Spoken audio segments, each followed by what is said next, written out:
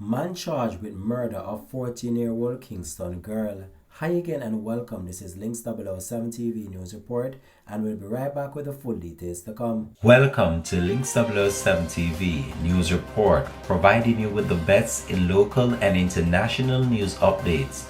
This is a place where you can get the most reliable and informative news information. Links 007 TV News Report.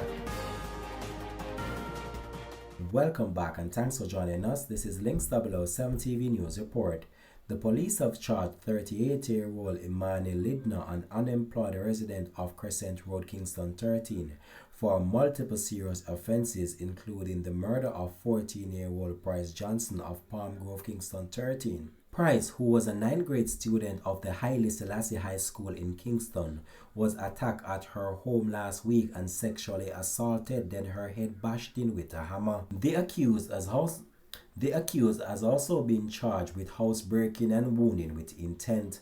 Links 007 TV will continue to track this story and have more details to come on this in a later newscast. Thanks for watching.